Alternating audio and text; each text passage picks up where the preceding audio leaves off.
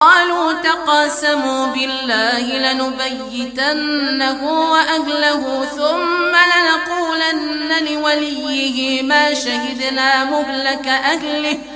ثم لنقولن لوليه ما شهدنا مهلك أهله وإنا لصادقون